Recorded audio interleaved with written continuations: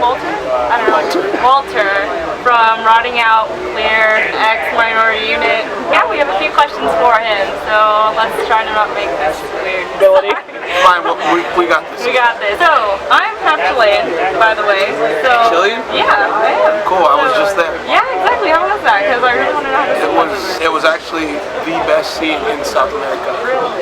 Yeah, it was one of the wildest shows I've ever played outside of this country. But I didn't expect the energy to be as wild as it was, because we've never played there. So I don't know how like relevant we are to, you know, their scene and what they do. And they had some sick bands. I caught myself like checking out some bands. I was like, holy shit, this is fucking hell. The kids just go off.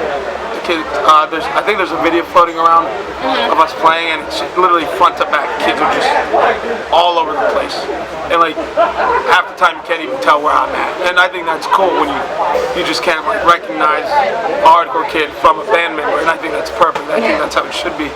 And yeah, it was cool. I was exhausted to begin with because we're going in and out of airports consistently. You know, we play a show, 3 hours later we're at an airport, fly to the next country, head to the show. So it was a little, yeah, it was pretty cool. Yeah, no, I showed my mom the videos, and then she was just like, "This is loca," like, cause she already knows, like, she doesn't like to see what I like, what shows that I go to are like, and she was just like, "This is in Chile," like, she was going Estos lo que haces? Yeah, and she was just like, "I'm lucky you're not on drugs, like, you'd be even more stupid," and I was like, "Oh my god, mom." I got the same shit when I was young. And then my mom saw us play one time, and she was like, "Oh." She kind of got it more. She still doesn't go as much because she thinks it's wild, but she understands, you know, like she gets why I do it. Keeps me out of trouble, so I thought that was awesome. You guys just went on tour with Story so far. How was that? Like with another genre? I think it needs to happen more often, because when you play when you play just hardcore with hardcore bands, it's awesome. I love it. I've never stopped doing it. But at the same time, there's bands that I've admired that did that crossover. That, you know, because of the crossover, brought in a lot more kids that never had an option, that never heard about these smaller hardcore bands, because all they were introduced were like, you know, all rock bands, you know what I mean? Like, bands they just saw on Hot Topic and shit like that. And they're like, oh, there's a hardcore band playing on this bill. They don't sound anything like the other bands. And so you see like 13-year-old white girls, like, up front, like, yeah, saving their spot. And they have no clue what we're about. And then they just confused. And I like that sometimes. I like catching people off guard. I miss surprising kids. Because, you know, kids that come to our shows like tonight, they know what we're about. They know what's going to happen. They know how crazy it's going to get. Kids that have never seen us don't know how to react. They don't know what to expect. They don't get it. Sometimes they want to know really bad what's going on. Sometimes they just want nothing to do with it. It's perfectly fine. But I think because you give somebody that option, like at least they have the option to check out something new. You know, I'm not trying to be their favorite band. I want them to check us out and fall in love with Take Offense. You know, fall in love with Expire, fall in love with Band, fall in love with Terror. That's what I want to be, that bridge. You know, I don't care if they love or hate my band. I want them to have the option to check out other bands that could probably change their life. You know, because when I was young, I got into hardcore through like Hatebreed. I thought Hatebreed was a metal band. You know, and then they're like, oh, this band kind of sounds like Hatebreed. This is a band Throwdown. And I got into that. And I was like, oh, this is cool. I was like, oh, they're a straight edge band. That's weird. And then I check out their thank yous, and I check out all the bands they thanked on there, in their like, you know, inserts. And I go to the library, and I go to their record label sites, and I listen to the MP3s and shit, and I'd be like, oh fuck, this is cool.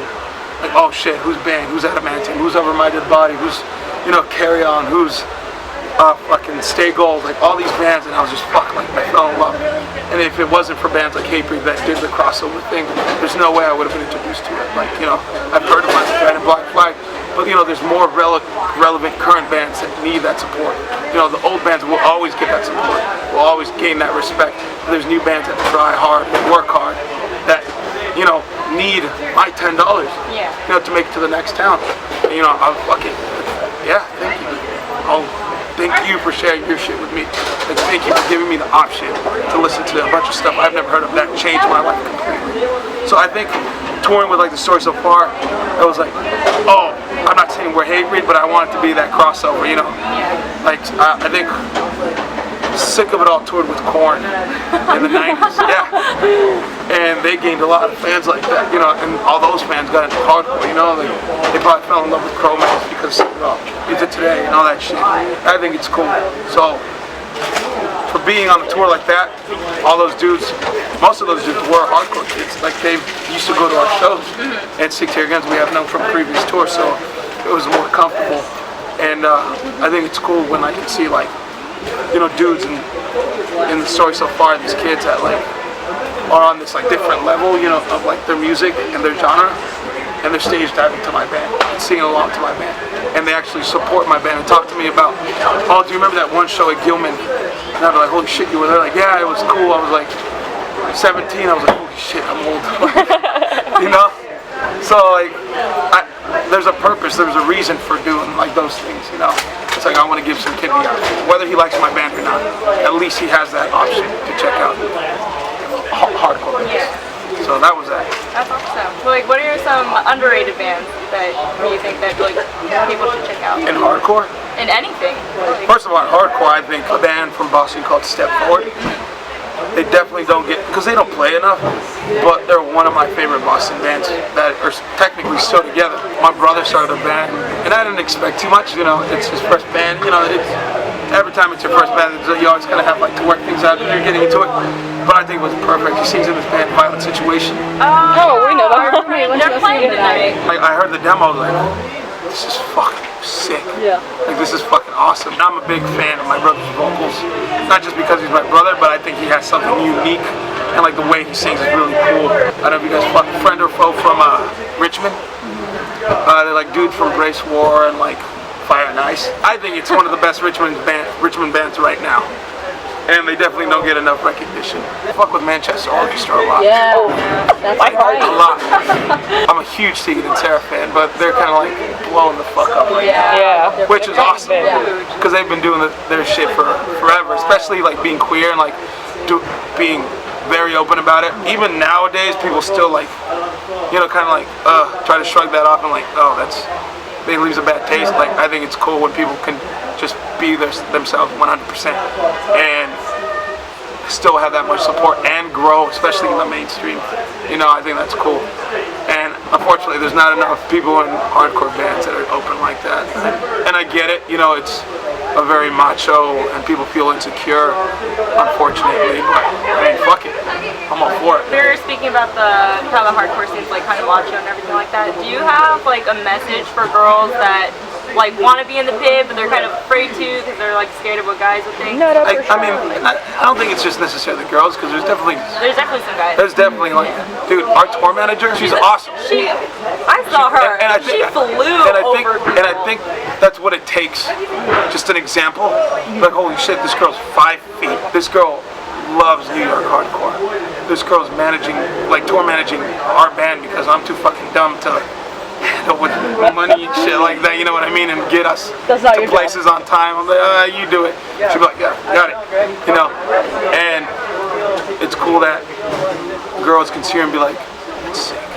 You know, like, why not me? You know, and it's not just girls, it's like, there's kids that are smaller than her, you know what I mean, they're like, coming. I remember being 14 and going through a throwdown show at the Showcase Theater and being like, fuck that. You know, like, just dudes just bashing each other. And then like, I mean, it comes to a point where you just like you just feel it so much that you're just like, fuck it. Yeah. Fuck it. Like, that's literally what it is. You need that mentality to just say, fuck it. And like, you take it, I take hits all the time when I play. You know, I'll pitch a band, I'll get fucking hit, and it doesn't matter, you know, that shithead that tries to boost his ego or try to, you know, flare his fucking chest. Yeah, and think that, you know, blatantly trying to like, you know, be some fucking beefcake or set an example like to make people feel lesser is dumb. You know, I mean, granted, I've blacked out during certain bands and beat a whole ass, and then you know, and then somebody, oh dude, you knocked that dude out, and I'm like, oh fuck, like, you know, there was no intention for me to do it. It's just me losing sight of everything and just losing yourself in the moment. And some people take that and use it for their own, like, you know, oh, I'm gonna show people what I made of. It's not about that. I think stage diving is way cooler than moshing, honestly. If you're a girl or a small guy, like, fuck it, just go for it.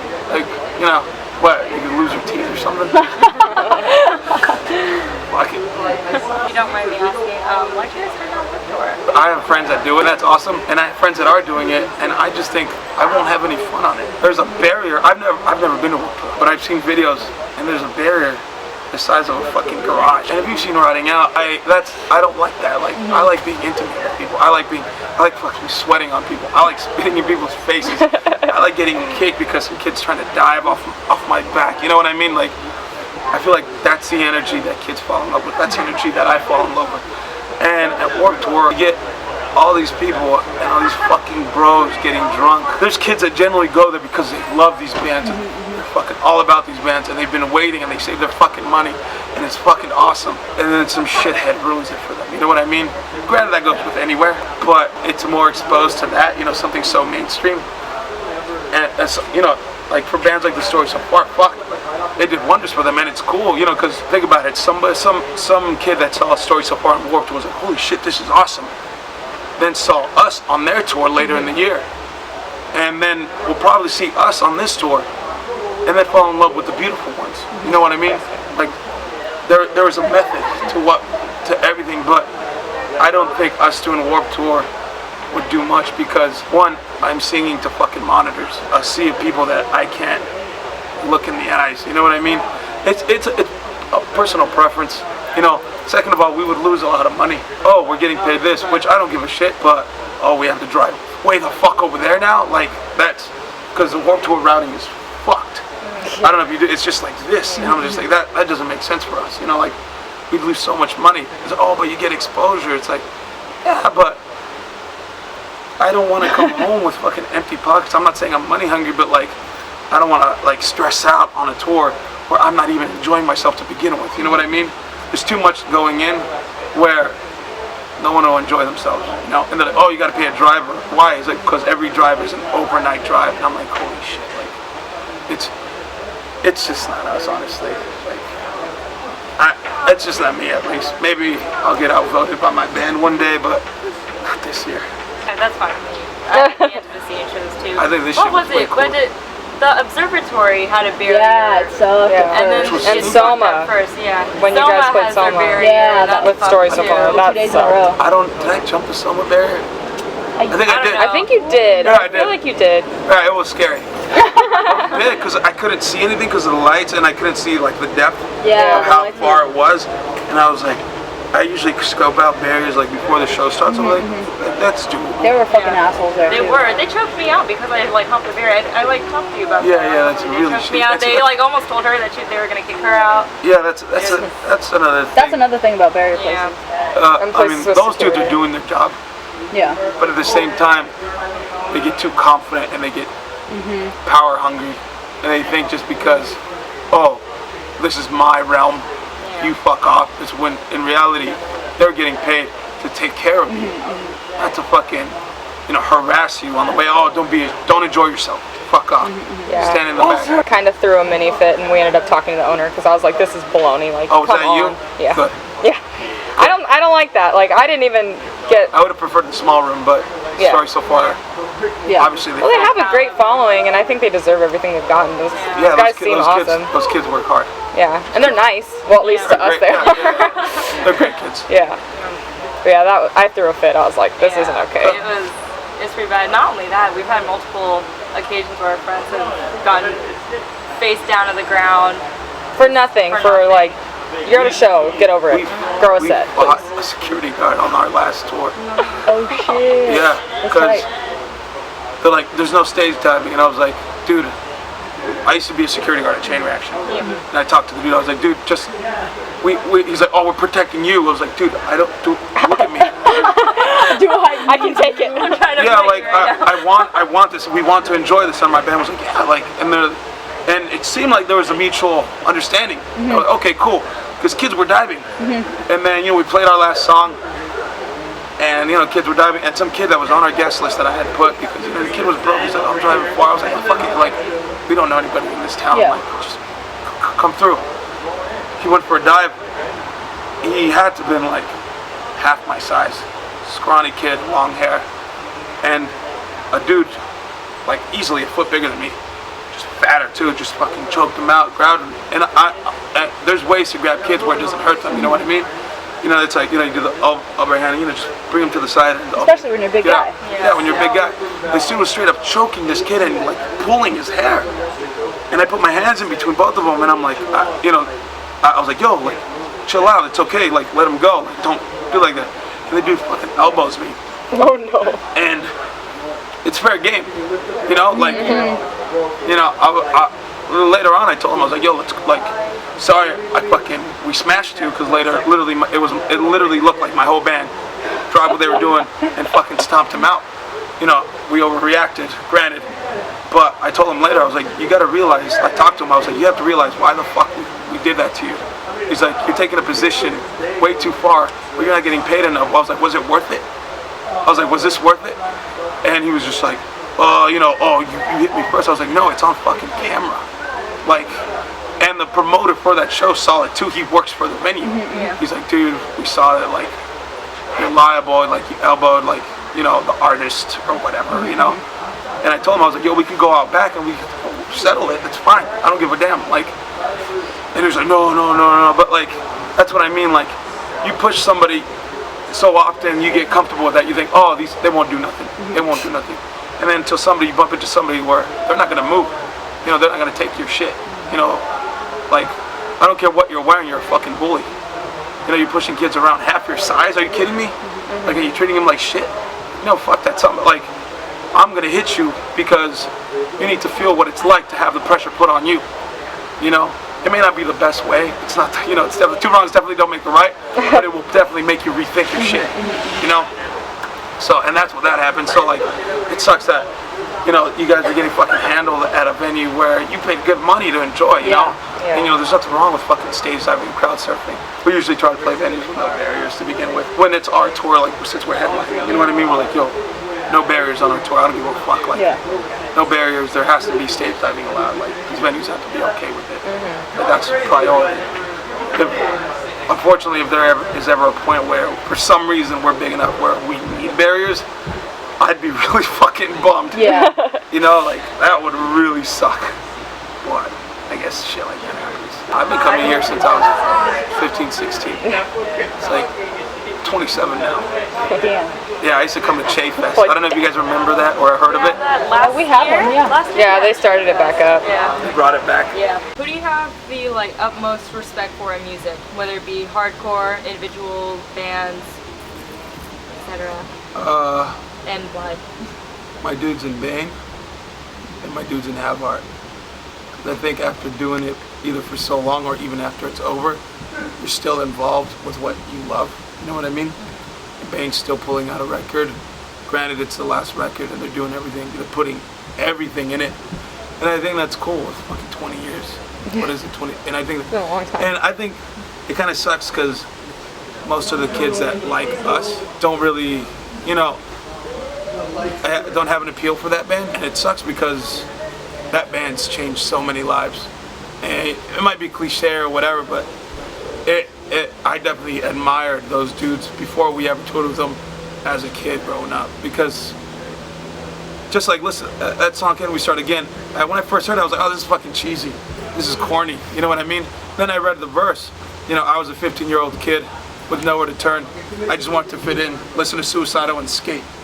Like, I was like, fuck, you just pinpointed me and all my friends. And you're twice my age, and you're from across the country. And it's like, shit like that you can relate to. And the fact that they, no matter, oh, Bane's not cool, or Bane's the best band, no matter how you feel, they still do what they do because they love doing it. And Have Heart did it too. Kids were like, oh, I like their old shit when they were coming out. Oh, they're breaking up, good, like, there's a lot of shit talkers that were doing it because they fucking loved doing it. And you can tell they loved it because they're still involved in bands that still do it. And Terror as well. Vogel. fucking since he was 15, from slugfest to despair to buried alive to terror.